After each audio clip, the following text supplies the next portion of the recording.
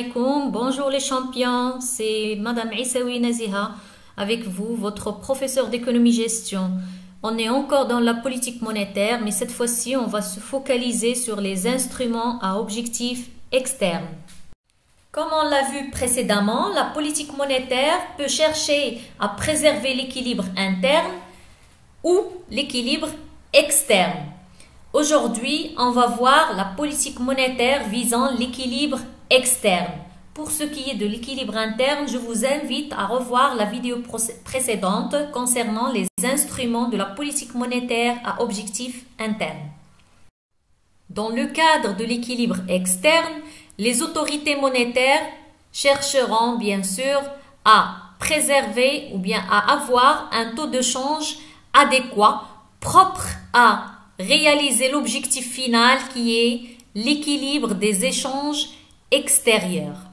Avant de voir comment les autorités monétaires peuvent agir sur le marché pour préserver l'équilibre externe, essayons de voir d'abord qu'est-ce qu'un taux de change. Alors, le taux de change, bien sûr, c'est le prix de la monnaie nationale par rapport à une autre monnaie. Par exemple, si on prend 1 euro, exprimé en dirham serait 10 dirhams. Ou bien on va exprimer le dirham en euros et ça sera 1 dirham égal à 0,1 euro. La politique adoptée par les autorités monétaires, elle dépend bien sûr du régime de change, puisqu'il y en a deux. Le premier régime de change, c'est le régime de change fixe. Au niveau de ce régime, le taux de change est fixé par la banque centrale qui émet cette monnaie. Si la valeur de la monnaie nationale, elle baisse, on parlera de dévaluation. Si elle augmente, on parlera ici de réévaluation. Le deuxième régime de change, c'est le régime de change flottant. Et bien sûr, la valeur ici de la monnaie nationale est déterminée en fonction de l'offre et de la demande pour cette monnaie. C'est-à-dire, elle est déterminée en fonction du marché, en fonction de la loi de l'offre et de la demande sur cette monnaie-là. Si la valeur de la monnaie baisse, on parlera d'une dépréciation et si elle augmente, on parlera d'une appréciation. La question qui se pose ici, c'est que pourquoi les autorités monétaires vont chercher à baisser ou à augmenter la valeur de la monnaie nationale. Supposons que 1 euro est égal à 10 dirhams. Autrement, 1 dirham serait égal à 0,1 euro. Et on a deux entreprises. L'une qui exporte ses produits à 100 dirhams l'unité, c'est-à-dire que à l'étranger, ces produits vont se vendre à combien? 100 dirhams, sachant que 1 dirham est égal à 0,1 euro, ça nous fera 10 euros. Et une deuxième entreprise qui, elle, importe des machines à 1000 euros la machine. Et sachant que 1 euro est égal à 10 dirhams, donc la machine sera achetée bien sûr à 10 000 dirhams. Supposons maintenant que la situation a changé et 1 euro est devenu 15 dirhams. C'est-à-dire qu'il faut 5 dirhams de plus pour avoir le même euro. Autrement, 1 dirham maintenant serait de 0,067 euros. Donc on remarque bien là que la valeur du dirham, elle a chuté. Nos deux entreprises continuent à vendre leurs produits avec les mêmes prix. C'est-à-dire, les exportations, elles sont encore à 100 dirhams l'unité, mais exprimées en monnaie étrangère, puisque la valeur du dirham, elle a baissé. Donc, les exportations se vendront à l'étranger à combien? 100 dirhams avec 1 dirham égale 0,067 euros. Ça veut dire que les produits à l'étranger vont se vendre à 6,67 euros.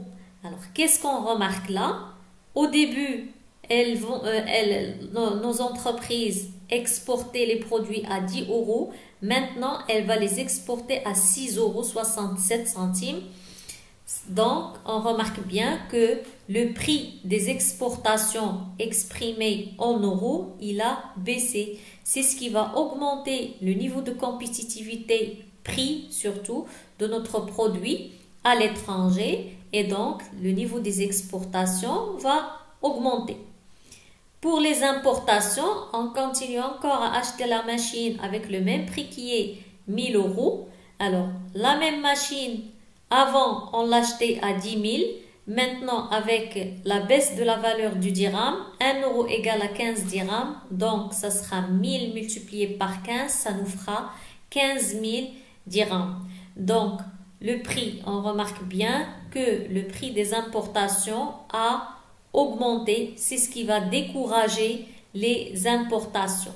Avec l'augmentation des exportations et la baisse des importations, bien sûr qu'il y aura une certaine amélioration du déficit commercial associée bien sûr à une augmentation de la production nationale puisque au lieu d'importer, on va passer le produit national qui est moins cher que le produit étranger.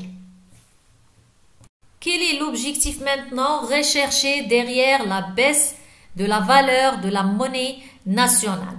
Alors, on cherche à baisser, ou bien les autorités monétaires chercheront à baisser la valeur de la monnaie nationale, comme on vient de le voir, d'abord pour augmenter le niveau des exportations, parce que leur prix en monnaie exprimé en monnaie étrangère va diminuer. Dans l'exemple, on a vu, ils ont passé de 10 euros à 6,67 euros.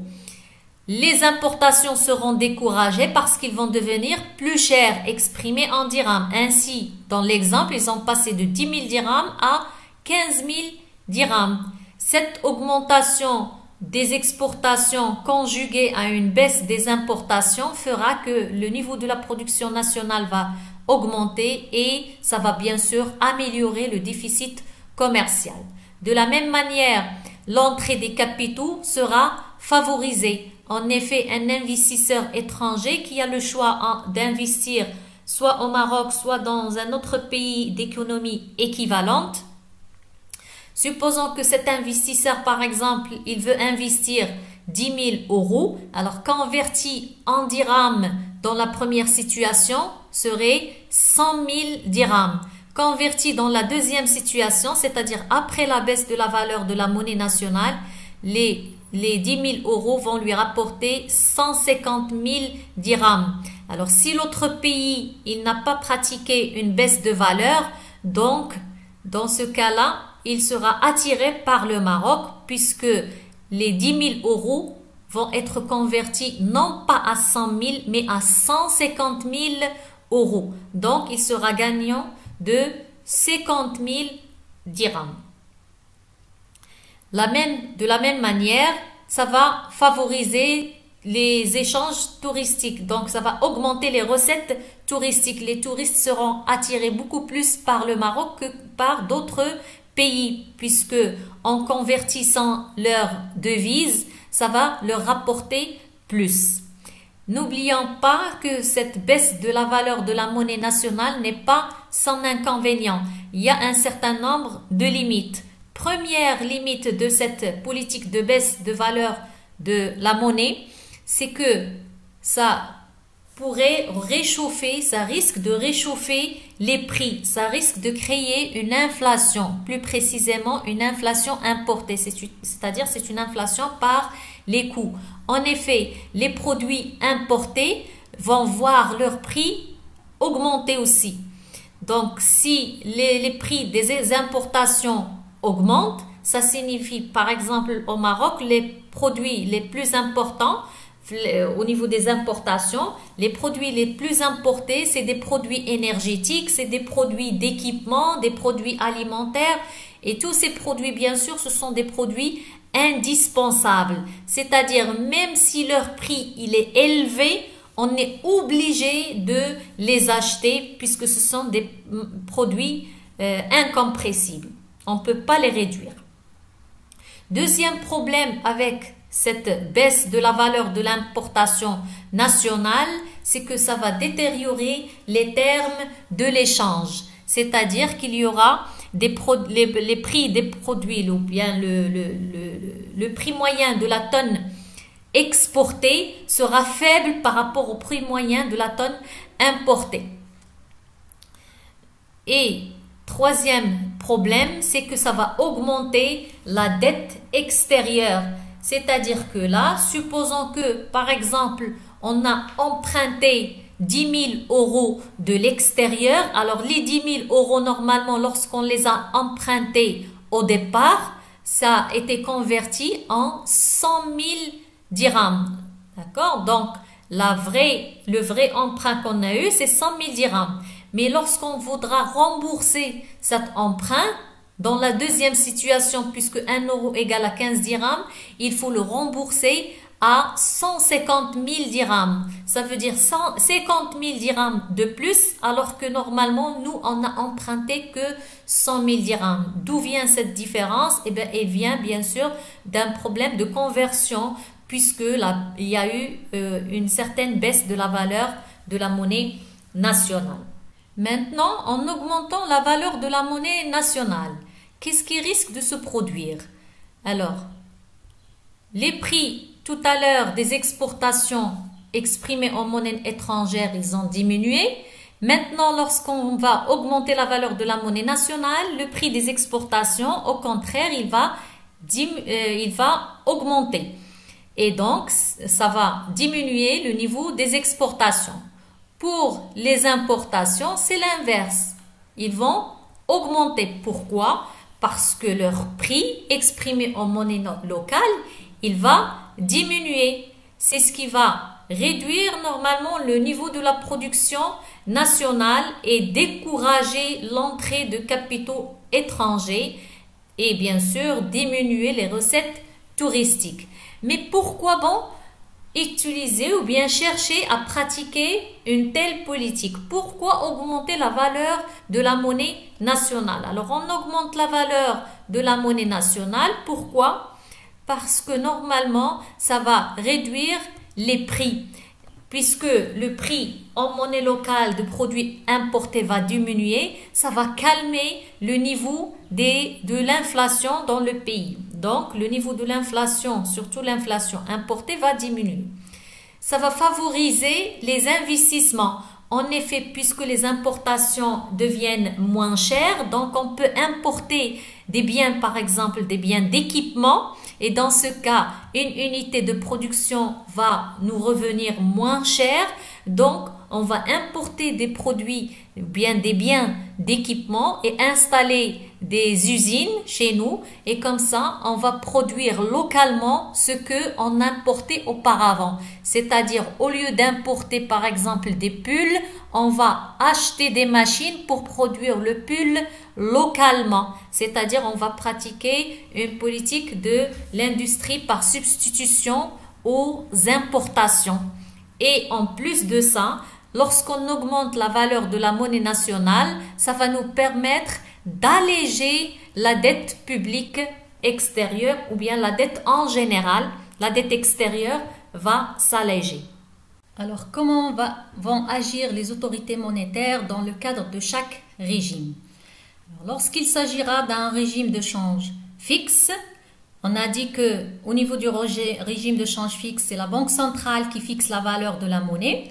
Alors, si elle voit que la valeur de sa monnaie elle est trop élevée, elle va la faire baisser en pratiquant une politique de dévaluation. Comme ça, elle va faire augmenter ses exportations et diminuer les importations pour bien sûr améliorer le déficit extérieur et bien sûr favoriser l'entrée de capitaux et attirer les touristes. Si maintenant elle remarque que la valeur de sa monnaie elle est faible, donc elle va essayer d'augmenter la valeur de sa monnaie. Comme ça, elle va essayer de réduire le niveau de l'inflation, d'alléger le niveau de la dette et ainsi de suite. Donc là, elle va prendre une décision, soit de modifier le taux de change vers le haut ou bien vers le bas. Maintenant, la question qui se pose, c'est comment agiront les autorités monétaires lorsque le taux de change il est flottant. Et la Banque centrale n'a plus la possibilité là, comme vous le voyez, d'intervenir en décidant d'augmenter ou en décidant de baisser la valeur de sa monnaie, puisque le taux il est fixé à travers la loi de l'offre et de la demande. Alors, si la valeur de la monnaie elle est élevée, ça veut dire quoi? Ça veut dire que la demande sur le dirham elle est supérieure à l'offre. Donc, si la Banque centrale veut intervenir, donc elle doit intervenir à travers la loi de l'offre et la demande. Ça veut dire qu'elle doit intégrer le marché et être soit demandeuse, soit offreuse. Alors, puisque là, l'offre elle est faible, donc elle va entrer dans le côté offre. Donc, elle va offrir du dirham sur le marché pour bien sûr avoir des devises. Si maintenant elle constate que la valeur de sa monnaie elle est faible, ça veut dire quoi? Ça veut dire que l'offre du dirham elle est supérieure à la demande du dirham. Et dans ce cas, bien sûr, elle doit intervenir du côté de la demande. Donc, elle va être demandeuse du dirham. Donc, elle va demander du dirham, d'accord? Et elle va leur donner des devises. C'est-à-dire, elle va vendre des devises contre du dirham. Donc, elle doit se porter soit en tant qu'offreuse, soit en tant que demandeuse sur le marché, puisque c'est le marché qui détermine la valeur de la monnaie. Comme vous l'avez constaté, dans un régime de change flottant, la Banque centrale fait bien sûr jouer la loi de l'offre et de la demande en tant qu'offreuse ou en tant que demandeuse du dirham pour augmenter ou baisser la valeur de sa monnaie. Mais cette intervention ne peut être faite que lorsqu'il y a bien sûr des variations très importantes, soit à la hausse, soit à la baisse. C'est-à-dire, la Banque centrale n'a plus l'obligation d'intervenir pour fixer la valeur de sa monnaie que lorsqu'elle remarque que les variations, vraiment, ils sont trop importantes. Soit c'est que le dirham, la valeur du dirham, il a trop augmenté ou bien elle a trop baissé et c'est à ce moment-là qu'elle va intervenir dans le marché. Vous vous demandez tous, bien sûr, quel est le régime de change au Maroc. Alors, avant de voir quel est le régime de change du Maroc, il faut signaler que le dirham est fixé en fonction d'un panier de devises. Ce panier est composé à raison de 60% d'euros et 40% de dollars, ce qui reflète la part de chaque monnaie dans les échanges avec l'extérieur. Le régime de change au Maroc était un régime de change fixe, avec une légère bande de fluctuation de plus ou moins 0,3%. C'est-à-dire que le dirham, la valeur du dirham varie à l'intérieur de cette bande de plus 0,3 et moins 0,3%. Et en janvier 2018, les autorités monétaires ont décidé d'élargir cette bande de fluctuation pour essayer de préparer progressivement le pays à un passage du fixe vers le flottant. En effet, cette bande est devenue maintenant de plus ou moins 2,5%. Ça veut dire quoi? Si le cours central du dirham était par exemple de 1 dirham égale 0,1 euro. Donc, le plafond de variation, d'accord, serait de 1 dirham égale à 0,1025 euros. Et le plancher sera de 0,975 euros. C'est-à-dire, si cette valeur du dirham varie, elle ne peut pas être plus que 1 dirham égale 0,1025 et elle ne peut pas être moins que 1 dirham égale 0,975 euros. Si jamais elle dépasse ces limites-là qu'on a fixées, le plafond et le plancher, alors là, Banque El Maghreb, elle va intervenir sur le marché à travers la loi de l'offre et la demande, comme on a vu tout à l'heure, soit en tant qu'offreuse, soit en tant que demandeuse, pour essayer de limiter les variations à plus 2,5 et moins 2,5%. 5%. Après, en mars 2020, les autorités ont élargi encore une fois cette bande de fluctuation, cette fois-ci à plus ou moins 5%. C'est-à-dire si on garde le même cours central qui est de 1 dirham égal à 0,1 euro, donc le plafond serait de 0,105 euros et le plancher serait à 0,95 euros. Donc on ne peut pas dépasser ces deux limites.